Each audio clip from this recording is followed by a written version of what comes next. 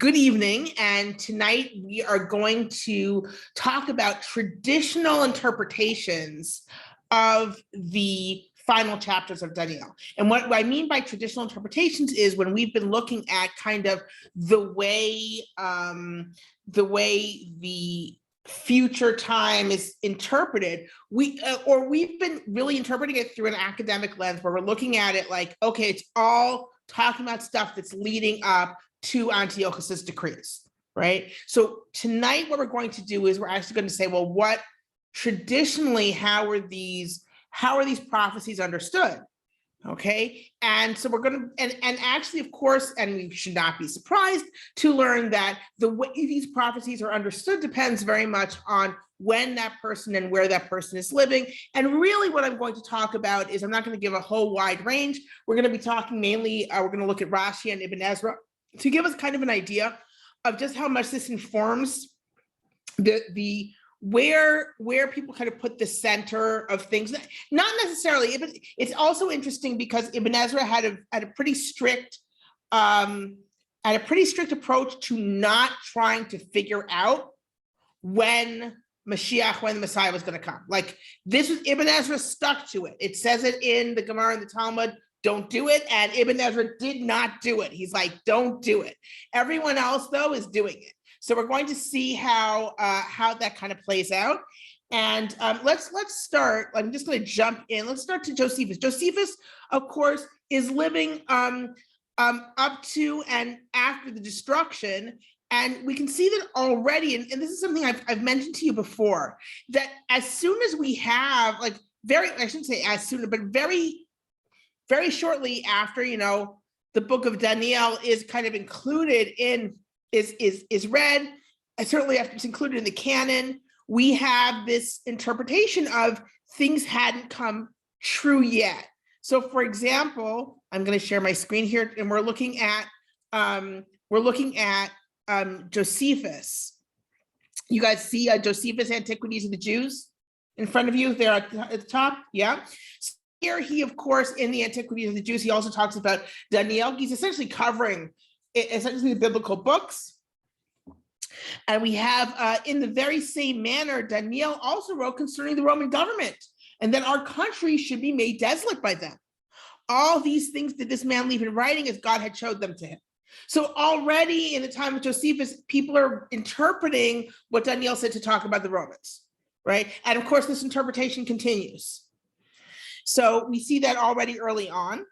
If we look at, so let's kind of go back, okay, to the beginning of our kind of the second part of the book, and look at the beasts, okay? So here we have 4 great beasts. First was a lion, and it's actually pretty clear. I mean, it's pretty clear. First one is Babylonian. This is, everyone kind of agrees.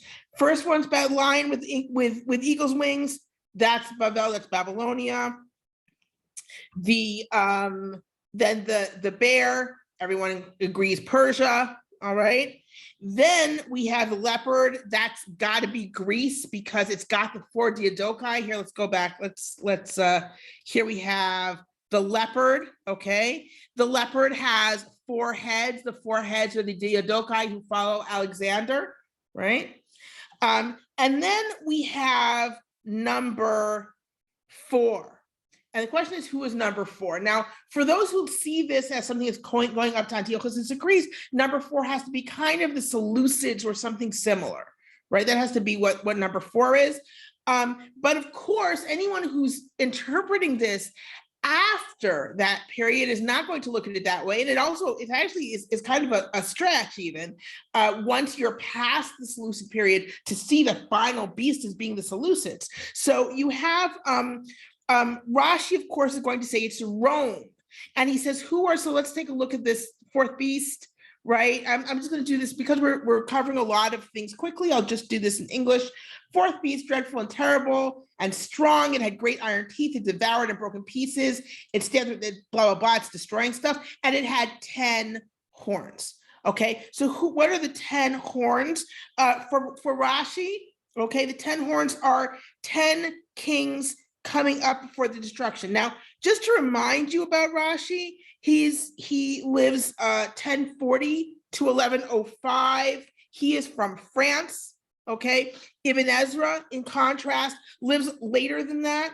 He's living from 1089 to 1164, and he's living mainly, he comes from kind of the caliphate area, various caliphates, right? And then he comes to, but when he's writing his interpretation of Daniel, both of them, he writes two, those are both actually in Western Europe, right? Those are written in Italy, and let's see where I wrote, I made a note of this and now I don't know where I wrote the note.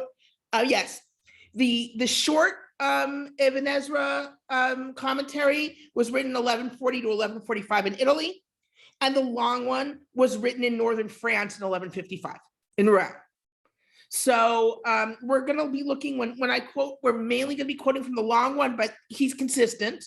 And what's interesting about Ibn Ezra is that he is consistent despite the fact that he is in Western Europe when he's writing these interpretations. He is very much of the mind of this idea that the Islamic Empire is the final kingdom that these predictions are talking about. Okay, so here we have so going back here. So I just want to kind of give you some background before we go into. So the 10 horns for Rashi are 10 Roman kings who precede Titus, who of course destroys the Second Temple. Okay, and so this is going up to the destruction of the Second Temple. And then of course, what is the story with when we get to the end here? We have okay, 4 beasts, Babylon, Babylon, Persia, Greece, Rome. And for Rashi, of course, Rome here is coming up to Titus, the destruction of the temple. But for Rashi, Rome simply continues into Christendom. There's no real break from Rashi's point of view. It's all one kingdom. Okay, so and that's very important to understanding his interpretation. All right, so and then the question is, okay, so when is this going to be over? Oh, so remember that the noisy horn is Titus.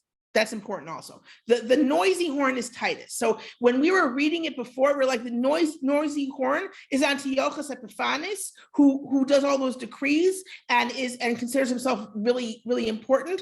For Rashi here interpreting it, since the 4th beast is Rome, that noisy horn is Titus. Okay.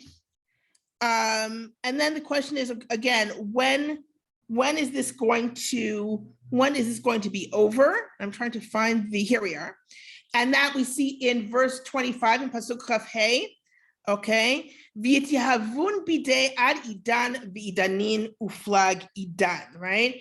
And he's going to make, so this is also important, the idea that the kind of the Roman rule, when will it end? It's going to end until we have a time and times and half a time. What does Rashi do with that? He says the first time is 480 years from Egypt to the temple. Then 410 years that the temple stands. Add them up, you get 890 years. Now you have to add a half. Those are the periods, right? Now you add another half. That's 445 years. You get to 1,335 years, right? Which you need to count from 6 years before the destruction. Okay. So you get to, so you have to take 6 years. So it's, you say 70 minus 6 be 64, right?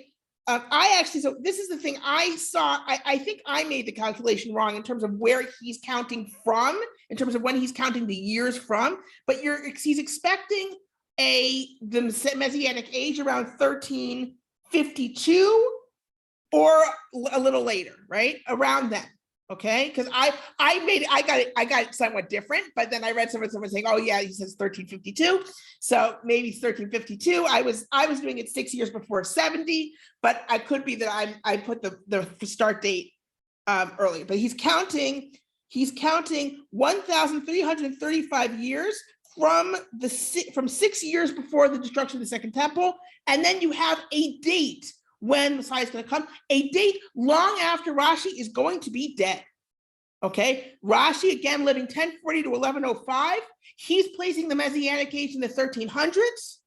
Okay, and if anything, like you could say, well, he's on the one hand, he is calculating, in fact, the end time. On the other hand, he's telling everyone around him, guys, slow your roll, right? It's not happening yet. Okay, we're not living to see this. According to this calculation, just know it's out there. Just know it's out there. Now, Ibn Ezra has a very different stance on this. Let's take a look. I'm going to actually, I'll put, so what Ibn Ezra says, okay, I'll just tell you. So Ibn Ezra, and again, we have a lot of chapters to cover, so I'm not going in reading the text for every single one. Ibn Ezra starts with Babylon, right? First animal, lion is Babylon. Bear is Persia. Now, the bear being Persia, I mean, it's clear, it's pretty clear the bear should be Persia, that makes sense. And also in the Talmud, it talks about the bear being Persia. Greece is the leopard with the 4 diadochi. And he says, and this rule continues till this day. In other words, for Ibn Ezra, what he does is he takes the third beast, which is the leopard, and he's like, the third beast isn't destroyed, it continues on. Greece is Rome, is Christendom. Okay. Now, this is actually not that big a surprise when you think of the way Christianity, especially Western Christianity, continued Greek ideas and Roman ideas, like this idea of philosophy and Aristotle and all this sort of thing, kind of continued in certainly in the Catholic Church. Right, so there's this idea. Greece is Rome. Greece continues in Rome. It's the same culture, and that continues in Christianity, and it's all one thing. Now, for Ibn Ezra, this is important because that fourth beast has to be Ishmael. It has to be the Islamic Empire. Again, this is the caliphate, right? And from his point of view, the noisy horn, this is how Ibn Ezra, he's like, if Ibn Ezra says you can't calculate and it's impossible to calculate the Messianic age, how does he get out of it? We have something that seems like a calculation. And the answer is, what he says is, that little horn is not happening yet. That little horn, the noisy horn, the king of Baghdad is going to start to persecute Jews so horribly. And that's going to happen 3.5 years before the Messianic age. In other words, this is days. He counts all those places where there are days, and then Rashi will count years, and Ralbag will count years, right? All those places, Ibn Ezra will say they're days. They are days. They're 3.5 years. We will know when the persecution is truly horrendous in the Islamic Empire that the end is coming. The Messianic age is coming, 3.5 years. But until the persecution starts, and until we don't know which one it is, right? It's got to be like, until it starts, we can't calculate the end. Zero calculation for Ibn Ezra. He's very consistent with this, right? And in fact, he has a whole little treatise on it. It's very interesting because Rashi is doing all sorts of gematrias, where you kind of count up the value of letters and stuff like that. And Ibn Ezra specifically speaks against gematrias. He doesn't quote Rashi. It's not so clear that he's responding to Rashi in particular. He does respond to Rav Sadia Gaon, right? But that's not like, but he absolutely says, forget calculations, you can't calculate it. We'll look at that inside when we get to that part of his interpretation. Now, just in case you're curious, Ralbag lives later than Ibn Ezra. He lives 1288 to 1344. And he actually says that the 10 horns, that he's like Rashi, of course, the last animal is Rome, which is Christendom. And for him, the 10 horns are the kings coming up to Constantine. Now let's look at the text and see why Ralbag will say that.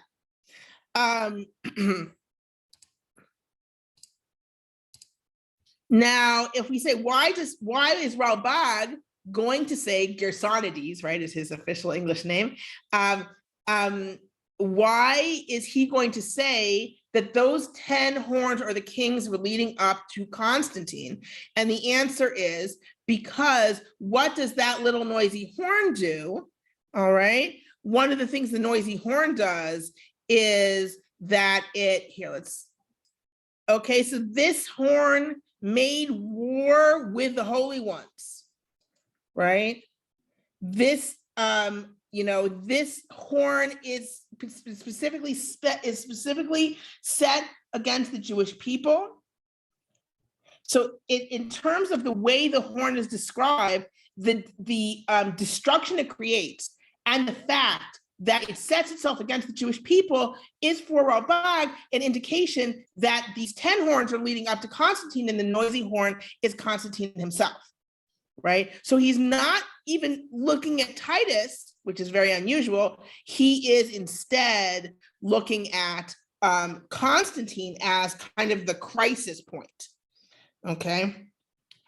And in fact, he, Yeshayahu Mitrani actually says also something interesting, that the 10 horns are kingdoms during the different parallel kingdoms that exist during at the same time in the time of kind of Rome, which is Christendom, West and East, right? And he's elaborating there on Rav Sajika.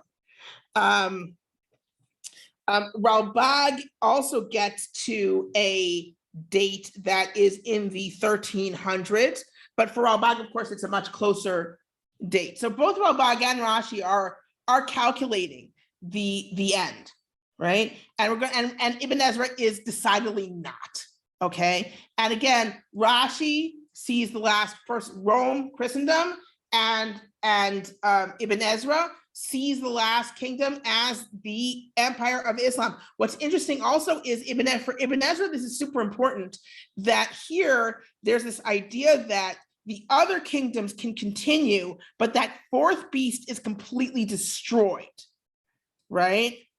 And from his point, from Ibn Ezra's point of view, it's a very important point that the empire of Islam will be completely destroyed. There will be no remnant of it as a kingdom, which is interesting because we always think of life under the Islamic empire as being kinder to Jews than Western Europe, but clearly Ibn Ezra had suffered. Of course, Ibn Ezra always suffered. He famously said that if he were, of course, he famously said that if his job were to create burial shrouds, everyone would stop dying, right? Of course, he said it in Ron, because that's Ibn Ezra, but like that's Ibn Ezra had a tormented life, but he certainly witnessed a lot of kind of torment, apparently, under the Islamic Empire, and that's what he sees. But also, I mean, the Islamic Empire it's the golden age of Islam. This was the power to beat from Ibn Ezra's point of view, right? Which was not the kind of the view from Western Europe. Again, he wrote both interpretations in Western Europe, but he had not changed his view clearly from when he initially looked at Daniel. Okay, I'm going to pause for questions because we're going to go straight into our next vision, right? The goat and the ram. So if anyone has a question here, this is the time to put it in. Questions? Miriam? Yes, here I am. What do you make of the fact that the various rabbis ignored the idea that you're not supposed to calculate the end? I think that it's very possible that they simply said, look, I have to interpret this the way. So on the one hand, I think it's like, I need to interpret these verses. Like I'm not sitting on my own and doing an oracle and doing special, mystical calculations. I'm interpreting this verse, right? I think that's how they saw it. And also there is a theory that Rashi, I think Rashi was genuinely, I don't think he was trying to do a fake out. But the fact is, what Rashi comes up with is something that any Jew who would be swept away with messianic fervor is going to look at that calculation and say, oh, it's coming, but I'm not going to see So it would prevent, certainly in Rashi's day, would not lead to or feed into any kind of messianic fervor. But I think the big thing is that, like, I'm just interpreting the verse. But it's interesting because Ibn Ezra really doesn't like it that people are doing this, and he argues against it in his interpretation. In fact, let's move ahead, and I actually have this. Safaria actually has that particular piece with an English translation. So let's go in, and then we'll come back to it later when we do chapter 12, Perek Yud Bet. I'll share my screen now. Okay, so here we see Ibn Ezra on Daniel Yud Aleph Lamed. That's Daniel 11:30. Okay, we're going to skip over what he says. It's actually very interesting what he says here about some people who are interpreting something about talking about Mecca, but he has a whole. He says, and a son of the potter, Avraham ibn al-Fahar, composed a book on the end time, and I also smashed his words with a potter's tool. Its time has not yet arrived. Though he hopes for a fixed time, it is past. And in his words about matters of ending, he tells us nothing. Also, the words of Rav Shlomo ben Gavriel. In Machberet HaGdolah, he wanted to connect the end to the two upper stars. Also, the words of Rav Avraham HaNasi in Sefer Ketzim, and the words of the potter, and the words of Rav Yitzchak ben Lev, and all who calculate words or letters in numerology, gematria. He talks about gematria here. Anyone who does kind of gematrias, all is vanity and chasing after wind, because Daniel did not know the end. Right? Daniel says, I didn't understand it. He's like, Daniel did not know the end, let alone those who came after him. The angel only hinted, as I explained, only he did not explain when it would be. Because remember, Daniel says, could you tell me what is the acharit? What is the acharit of these things? So what is it? It could be, what is the end of these things? When is this going to come? And the angel's like, kind of shut up, right? So that's what he's saying here. Everything is just a hint, right? So he says, kol in Hebrew, it feels stronger. But kol hachoshvim ha'milot o ha'otiyot b'cheshbon gematria hakol hevel rut ruach. Right? Anyone who's calculating the words or the letters with gematrias, it's just worthless. It's all vain. Right? Daniel himself didn't know. So what are you doing?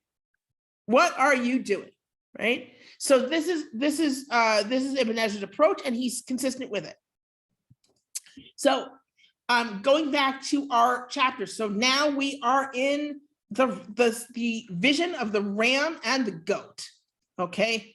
Oh, Robin, I love that noisy horn you've got on your beast there. That is it's terrific. That is a horrifying image. Okay, so moving back to the ram and the goat. Okay, so here. Okay, I of course had to take notes on this, otherwise I would not have been able to keep track. Okay. Oh, but I don't. Here we are. Okay, so for Rashi in this vision, the last king is Titus, and for Ibn Ezra. So here, remember that in this vision, it's all spelled out for us. It's very hard for us to kind of maneuver here, because what we have, it tells you the ram with the two horns, those are the kings of Media and Persia. The he-goat is the king of Greece. You can't argue with that. It's giving you the interpretation. Okay. So then the question is, and the great horn that is between his eyes is the first king, right? And then you have Yamod Melech Azpanim. Then you're going to have a fierce king that arises. Who is this fierce king, right? And his power shall be mighty, but not by his own power, and he shall destroy wonderfully and shall prosper and do, and he shall destroy them that are mighty and the people of the saints, the holy people, not the people of the saints, the holy people, right? Rashi says this last king is Titus. The last king is Titus, who destroys the second temple. That's who this last king is.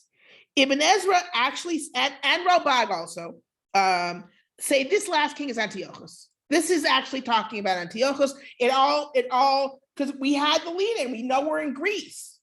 We know we're talking about the kings of Greece now. It's Antiochus. Rashi's still pushing it back, pushing it later to Titus, because for Rashi, not so much because of an attitude of, oh, this has to include Christendom, or this has to include Rome, but more, I think more because there's an attitude of the greatest tragedy to befall the Jewish people is the destruction of the Second Temple. So if we're talking about a horrible king who's doing this horrible thing, it's got to be the destruction of the Second Temple. Whereas for Ibn Ezra, we're in Greece, like we're talking about kings in Greece, so it's got to be Antiochus. Okay, onward and upward here. So now we have chapter 9. Chapter 9 is less in terms of kingdoms and more in terms of when are we've got these dates here, okay, towards the end of the chapter. All right, so we have 70 weeks, right? What's that? And honestly, it's a little hard to understand everything, but Rashi essentially says this, these 70 weeks, that's the time from the first destruction to the second destruction. Ibn Ezra, interestingly, says specifically here that this is the time, this is cute, this is the time until this verse 25, Pasuk Chaf Hei, is the time until Nehemiah. Let's see why he says this.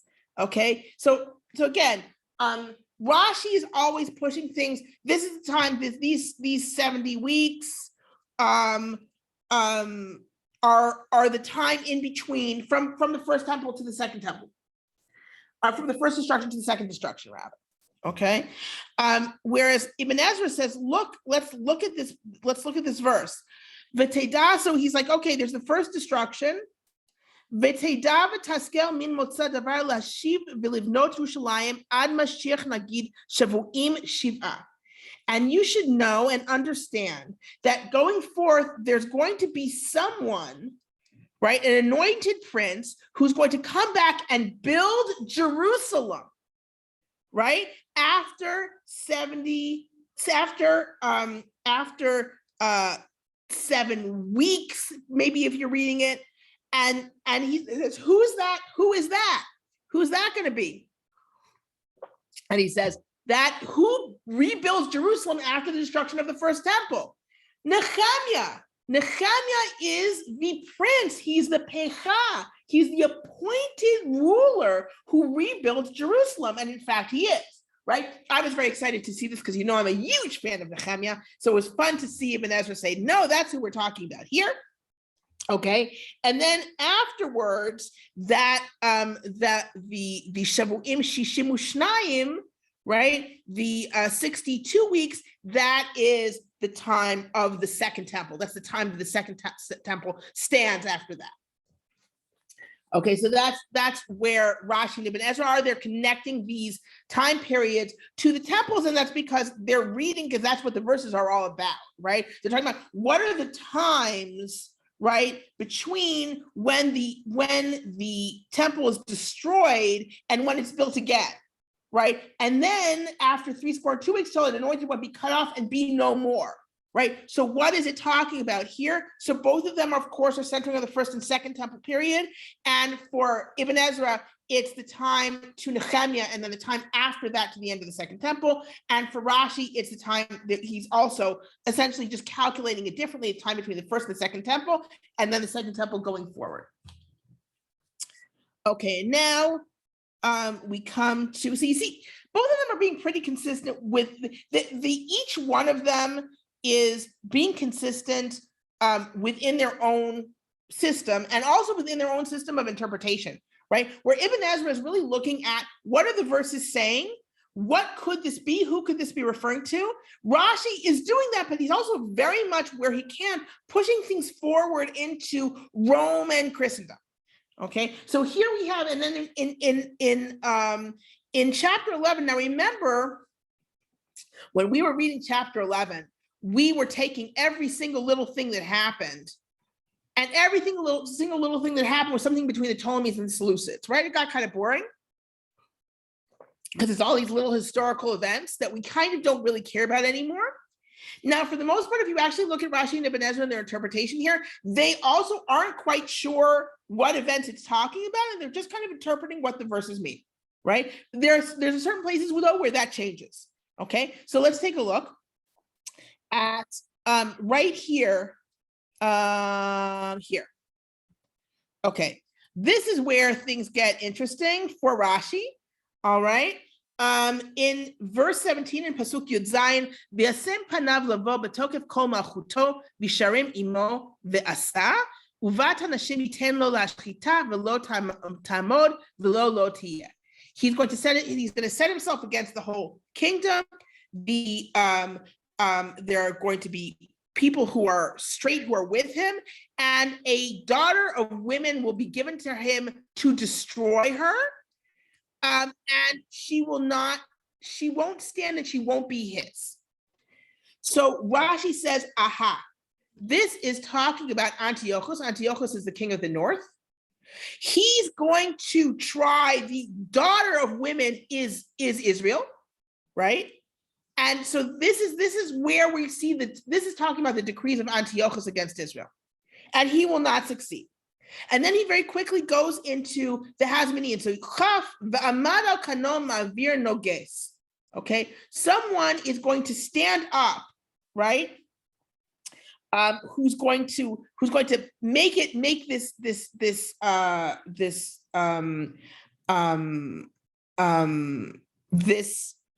person who's taking who's taking money. He's going to make him go past. This is Matityahu. Okay. This is from Rashi's point of view. This is Matityahu, right?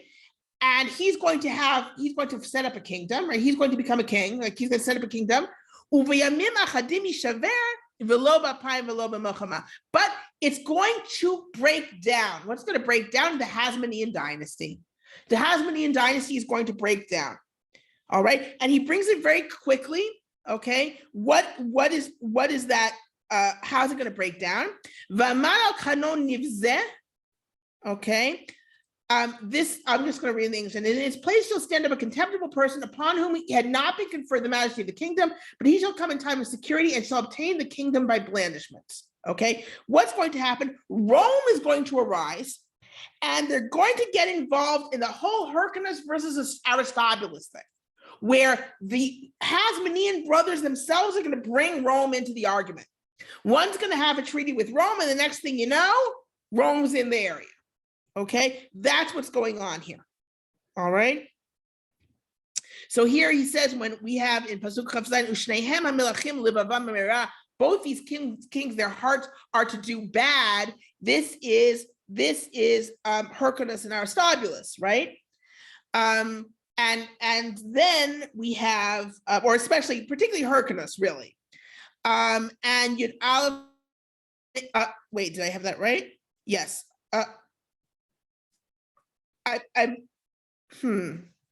See, yeah, and then, okay, so then later on it talks about, let me actually make sure that I got that one right. Hold on just a moment, because I don't want to mislead you. I do see a question though. Moshe asks, what is the relationship between Daniel's counting of history in weeks and the same kind of week counting in jubilees? I do think first of all, I do think that there is a connection. To say that I know what the connection is, I don't know what the connection is, but it feels satisfyingly cryptic, but we know what it means. Like it feels like we're interpreting it when we're really not. Like it gives me a week of years, and I know it's a week of years, but it feels it feels like a code, right? And I think that's what it does. I mean, the idea that it feels kind of like a code when I know exactly what it means. That's what I think. That's what I think is kind of motivating it. It really in both places. I feel like you can say that in Jubilees, actually, the fact that it uses weeks also gives a structure to the book. Vanderkam pointed out that in Jubilees, during the Jubilee of Jubilees, right, that 50 years in Jubilees, the way the account works, that 50 years includes both leaving Egypt and coming to the land. In other words, it includes both the redemption of slaves and the redemption of the land. How cool is that, right? The Jubilee of Jubilees in the Book of Jubilees. So that there is a certain structure there that you get from that present day Jubilee. Okay, so the idea is, yes, so the two kings are Hyrcanus and Aristobulus, and the Ketz LaMoed, the time, when is the end? The end is Agrippus, the son of Agrippus, the son of Hortus. In other words, that's when this dynasty is going to be completely over. All right. And then when we come to Umaskile Am Yavinu Rabim, those that are wise will teach. That's Yehuda Nasi and the other rabbis, right? The kind of the you could say the Tanaitic rabbis, right? So we're now firmly in kind of the Roman period. All right. So what the way Rashi interprets this is kind of going to the Hasmoneans to where it all falls apart, where it very quickly falls apart, and Rome gets involved, right? So and then and then in terms of the timing, we have where's the 1,290 years? Here in the next chapter, the way he calculates this, right? He says, okay, you take 1,290 years from the time Tamid is removed until the time of Mashiach, right? And he connects this to the 2300 in Parakhet Pasuk Yudala, that's chapter 8, verse 14. You have 210 in Egypt, right? Until the temple, 480, first temple, 410, exile, 70, second temple, 420, you get 1590, you subtract 6 for the last 6 years, there's no daily sacrifice, you get 1,584, you add the 1290, you get to 2,874, that's 2,300, plus the gematria of the words Boker ve'erev. Let's go back and see what we're talking about, okay? Chapter 8, okay, verse 14, okay? Ad erev boker alpaim ushlosh ma'ot, right? So we have to get, so he says, you take 2,300, you add the words erev boker, the value of those words, which is 574, right? And you get 2,874, right? Which is what we get when we go from leaving Egypt to 1,590 years that the so like that's how we get there. So he has a whole calculation there. I can repeat it now, but you understand what Ibn Ezra was talking about when he's like, I don't like gematrias, stop doing gematrias. This is what you're doing in order for everything to work out, 2,300 plus the value of these words. This isn't the only place that Rashi does that. Okay, so this is you can make everything work out, and makes it so that it's a basic part of this calculation of the end time. Okay, again, we're still in the place where it's not happening yet. Okay, Ibn Ezra is what does Ibn Ezra do with these verses? Again, Ibn Ezra he tries to calculate, by the way, he tries to calculate the Persian kings using Esther and using Ezra and Nehemiah, and he has a very hard time of it, right? So because he's trying to figure out how many Persian kings there are, and it's very difficult for him in terms of he's trying to work with the Megillat Esther. And as soon as you start to work with the book of Esther, it's very hard to do a chronology, right? He's like, well, it says in Esther that we know that Achashverosh was against building the temple. And here we have in Ezra and Nehemiah, we have Artaxerxes saying you can't build Jerusalem. So it must be Artaxerxes. Achashverosh must be another name for Artaxerxes. So there was maybe two of them. Like, he doesn't get to the whole list of Persian kings. The chronology gets a little bit difficult for him. He thinks that the princess is the Queen of Sheba. He's not for any of this metaphorical thing that the princess is Israel. When we come to verse 32, this is and he puts Titus here in verse 32 in Pasuk Lamed Bet, right? Right? Those who do wickedly, he's going to flatter, and the people who know God, they will stand strong. He relates this to Titus.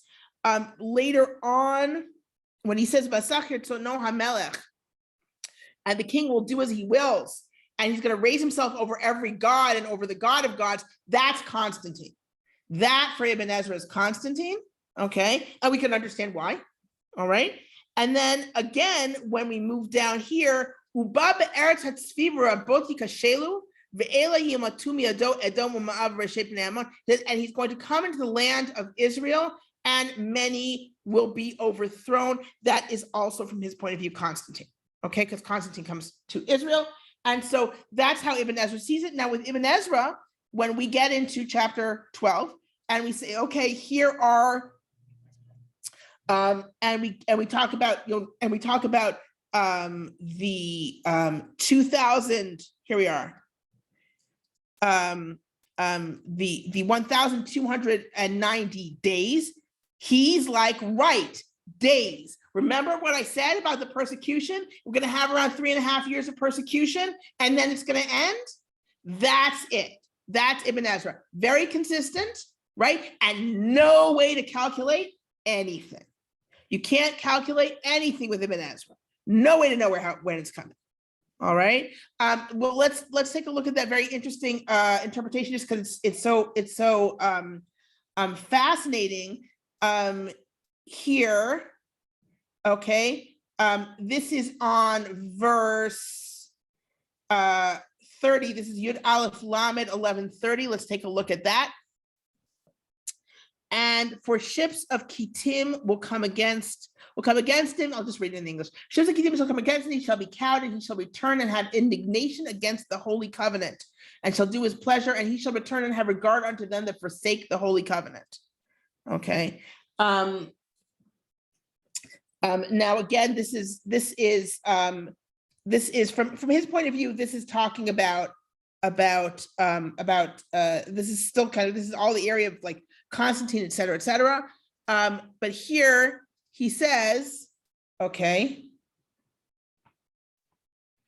this is before Constantine. He says, those who leave the sacred covenant, they are the men of Jerusalem who conspired against the king and killed his men and desecrated the sanctuary, the stronghold that was Israel's, like the pride of your strength. This wording is similar to the ark, the covenant, One is surprised by the Sadducee sages. I assume he's talking here about Karaites. One is surprised by Sadducee sages who interpreted this as referring to the future. They said that the sanctuary is Mecca, around which the Ishmaelites circle, and they put aside the daily sacrifices of 5 prayers, and they set up the abomination idolatry. And they are mistaken. As since the Mikdash refers to Jerusalem alone, here, look, it says, Ki Mikdash hi Mecca, right? It's like, they say this temple, the Mikdash is Mecca, and he's like, you can't, Echi tachen shikra Mikdash, rak Yerushalayim levadah. How can anything be called a Mikdash, a temple, except for Jerusalem itself? Only Jerusalem, only the holy temple, right? And its name in Arabic, in the language of Yishmael, is just house, right? Ve'ehu Mecca Kodesh. How can Mecca? It's not holy, okay? And he says, and then he goes on and he says, and how is it that Mecca is sacred? Didn't those blind ones open their eyes and see that in Mecca there's an abomination to this day? Is it not Mercury, a statue of Mercury, around which all Ishmaelites from east and west circle to throw stones? And these interpreters have desecrated the sanctuary, right? He's like, this interpretation is actual like heresy, right? And here he says, remember when we talked about the king who does his will and doesn't care about women? And now he's quoting Savar Sajiko, and he's like, he says that it's the Qadari, right? He's like, no, because Qadari had lots of women. So that can't be, right? So he's kind of correcting some other things in terms of the language of the verse, right? What the verse is saying cannot be what you're interpreting it as. You can't say that it's this particular caliphate ruler because it says he doesn't like women. And we know about that rule, that he liked women, right? So it can't be that king. So he's very much in terms of this is all in the past, don't put it on the future. So now I'm going to take some questions and I will stop my share. Okay, so Susan asks, do we speculate about what history books Ibn Ezra and Rashi might have had other than Josephus, ancient Greek and Roman historians and Talmud? They didn't have our Josephus and they didn't have Greek and Roman historians. They didn't have either of those. They had Josephon, right? They had a kind of a corrupted version of Josephus that Rashi quotes. They had access to that, and they certainly used it. They did not have access to regular Greek and Roman historians. They absolutely had references to Talmudic references, of course.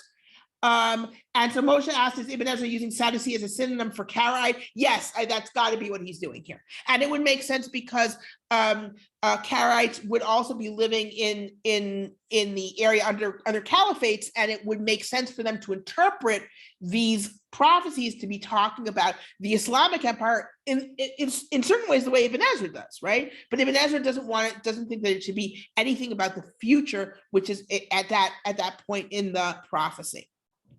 In the future, in other words, where Ibn Ezra stands. Ibn Ezra is very, very aware that for Daniel, all this needs to be in the future. And in fact, there's a place where he corrects something that Rav Sajja says, because he's like, Rav Sajja is saying that Daniel's getting a prophecy about something that already happened. Why would that? That doesn't make any sense.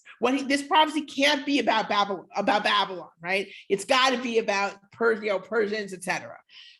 So he's very kind of aware of where Daniel's supposed to be standing in time, but he's also aware of, he's also interpreting the verses very much in terms of what they say in their context. Any other questions?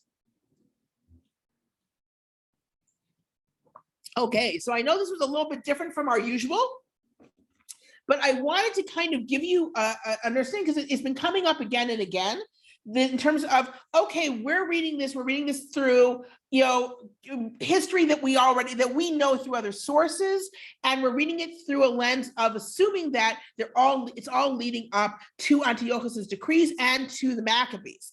But how was it interpreted? And we saw from the first quote we saw from Josephus that right away, they're taking Daniel's prophecies and they're being understood as speaking about the Roman period, about the destruction of the Second Temple, about other things coming up, right? And we also saw that, first of all, absolutely these numbers are being used to try to calculate the Messianic age, right? And that what the final kingdom is supposed to be was very much informed by where someone was coming from, right? Rashi is coming from Western Europe. For him, it's very, very, very, very clear that it's talking about, and also because of Jewish history, right? So it's easy. He's like, okay, we're talking about Rome, which is Christendom, right? There's no separation there, right? Whereas Ibn Ezra can't, he recognizes the importance of Rome, Christendom, etc. He's like, no, that's a continuation of Greece.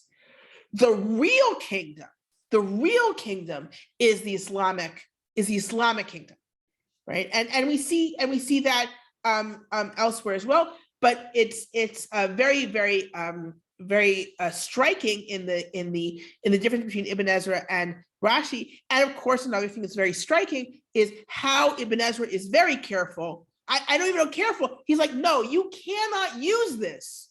Daniel didn't know when the end was coming, and neither can we.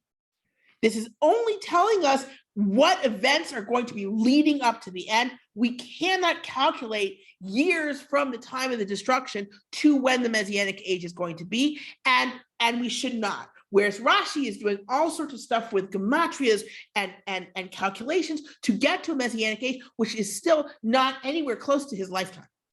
So that this cannot actually create any sort of problems in society or any sort of kind of crazy messianic movements.